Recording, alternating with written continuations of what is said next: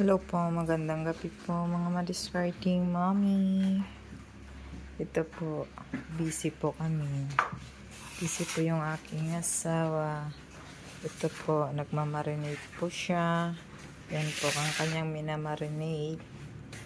Tsaka gumagawa din po siya ng breading mix para po sa aming mga fried chicken. Yan po. Nagmamarinate po siya ng liig. Yan po mga madiscarding mommy. Yan po ang trabaho ng aking asawa. Hapon-hapon po, napupunta po kami dito sa bakery at yan po ang kanyang tinatrabaho. Yan po. Yan naman po ang aming pandesal. Mamaya madaling araw po ay lulutuin na po yan. Mga 3 AM po dapat luto na po siya kasi may umaangkat po sa amin na pantinda rin. Gusto ko lang po mag-share mga madiscarding mommy. Bakit nga po ba ang ating mga kapwa ay parang napaka-unfair naman po minsan? Or madalas nga po talaga napaka-unfair po.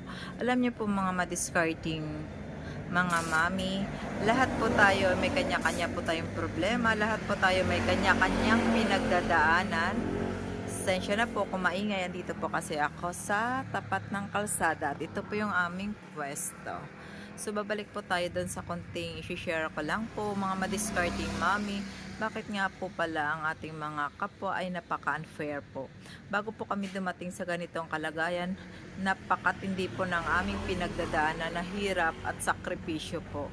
Yung tipong nag-umpisa ka po na halos hindi ka po nila kakilala, halos ayaw ka po nilang bilhan kasi po siguro para sa kanila ay baka po malalamangan namin sila. So yun nga po, 'di ba? Pagdating po ng oras, yung mga madiscarding mga kapitbahay at mga kakilala po natin na pag may pangangailangan po sa amin, sa akin na lang po ay pag tinatanggihan mo po ay parang napakasama na po namin. Ano po, hindi po nila alam mga pinagdadaanan namin kung paano po kami dumating sa ganitong point na kung lumalapit po sila sa amin, gustong-gusto po nila na may makukuha po agad. Pag tinanggihan nyo po, napakasama na po namin para sa kanila.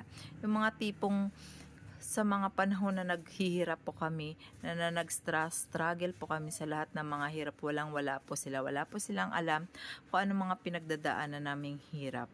Yung tipong sa isang pangailangan lang po nila, na pag hindi mo talaga po pinagbibigyan kasi ang napakahirap din po kasi ngayon ng bentahan, napakatumal din po ngayon. Syempre, bilang isang simpleng negosyante, patuloy po kaming gumagawa ng pamamaraan para po masolusyonan namin ang lahat ng aming mga expenses. Lalo na po yung aming mga tauhan, hindi naman po namin pwedeng pababayaan ang aming mga tauhan.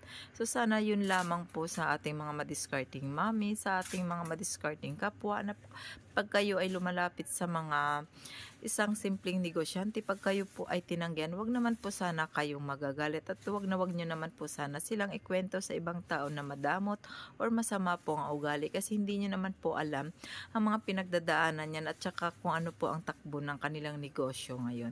So siguro po yun lamang po ang aking kunting may bibigay na tips sa ating mga madiscarding mami na patuloy na lumalaban sa hamon ng ating buhay. Maraming salamat. Bye!